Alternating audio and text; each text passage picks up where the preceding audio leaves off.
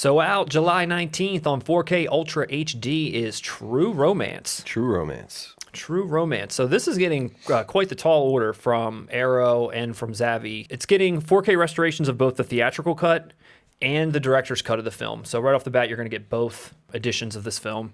And this restoration's coming right off the original camera negative, something that typically they're doing, which is awesome. It's also getting the Dolby Vision, the HDR10 color grading, and then also a high-definition Blu-ray presentation of both cuts as well. So the features that they're putting in here, it's actually pretty sizable this time around. You're getting, obviously, a lot of legacy stuff, but there's also a lot of new stuff as well. So the legacy stuff is all the commentaries from before from Tony Scott, Quentin Tarantino, Christian Slater, Patricia Arquette. They actually have some scene commentaries, too, from Dennis Hopper, Val Kilmer, Brad Pitt, and Michael Rappaport. Well, I guess they're adding a new scene commentary by Saul Rubinek.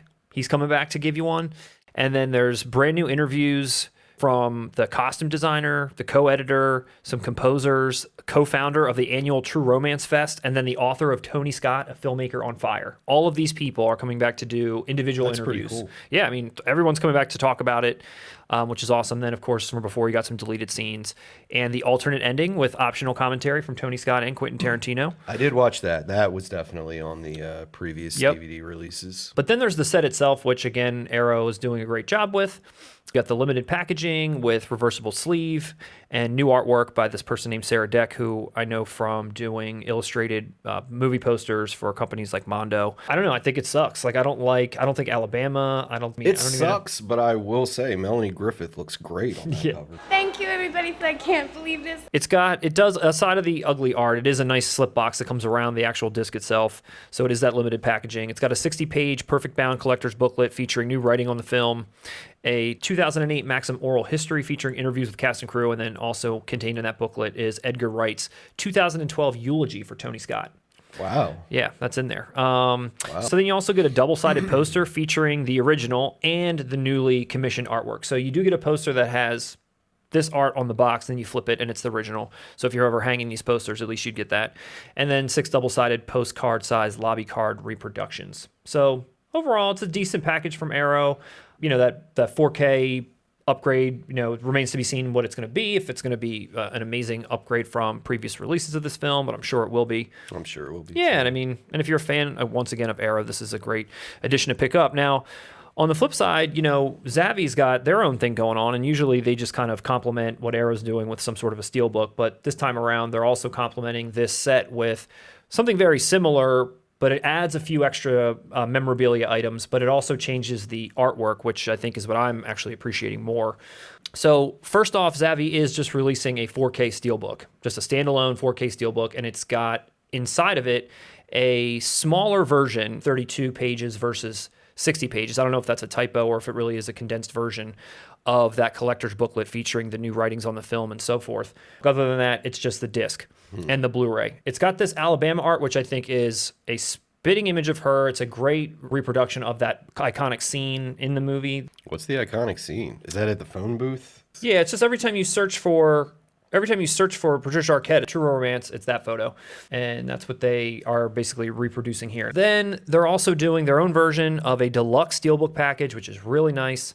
Again, it changes up the art, and it does something similar where you're going to get the steelbook enclosed inside of a slip box with this new, much better illustrated art. The likenesses are much better. It's got Christopher Walken front and center, Drexel Spivey's on there, Dennis Hopper, and the two main leads. And just overall, I think it's a better composition. I like the coming home in a body bag poster that comes with this. Yeah, that's awesome. That's legit. Yeah, it is. So let's talk about that. So you're getting a limited edition steelbook housed in the deluxe rigid packaging, both with newly commissioned artwork by this person, Sam Gilby. A double-sided poster featuring the original and this artwork, kind of like the other version as well. 6 double-sided postcard-sized lobby card reproductions. A coming home in a body bag poster illustrated by Matthew Griffin. A Hollywood postcard illustrated by Raffi Antunian, originally commissioned for the True Romance Fest, and then a Clarence, Alabama tattoo design sticker. And again, you get that same 60-page booklet. So a little bit different. I think the main key here is that the art is just so much better, and if you had the opportunity to get this one, this is definitely the one to get. Past tense. Past tense. Past tense as of right now. As of this recording, I went to last night to pre-order this deluxe limited edition. I believe it is already out of print. It is not available right now. That is true. I'm upset about it. You crying? What'd I do? Did I do something? I mean, this is a big title. This isn't the Should be more House stock. series. This is Quentin Tarantino. Yeah, there should be more stock. You should have known the demand for this right up front. All you're doing is helping scalpers. And smarts, doesn't it? Get that pain shooting through your brain, your eyes fill up with water.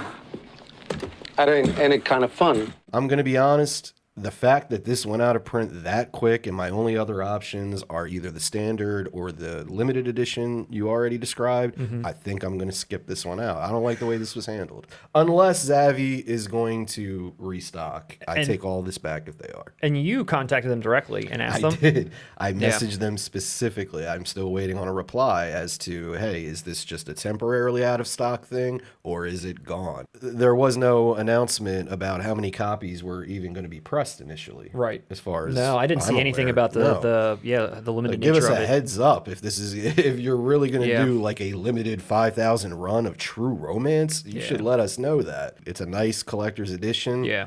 You're not gonna fuck me on this one. Yeah, no, no. I'm not going to settle for the lesser one. You must have thought it was White Boy Day. And then finally, your thoughts on the original ending versus the Tarantino ending. For those watching, Matt is bringing this up because we have debated this for, I'd say, 20 years now.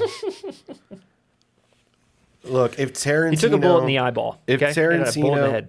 if Tarantino had directed this film and did it through his vision of his screenplay, it probably would have felt more like a Reservoir Dogs. Maybe Clarence dying would make sense if Tarantino would have shot it in his screenplay.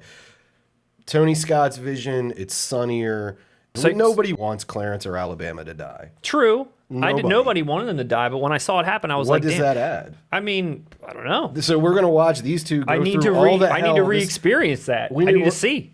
You're acting like, oh my God, I need to see it. You've seen the movie as it exists. Just replace it with Clarence dying at the end. What does that add? In the tone of this film, they have to be together at the end. This isn't. It's not Reservoir Dogs, dude. It wasn't. It Okay. doesn't have that mean. Not with those two characters. Nobody wants to see that. I think Tony Scott made the right decision. If you watch the commentary that Tarantino did, Tarantino thinks he made the right decision too. What did he say?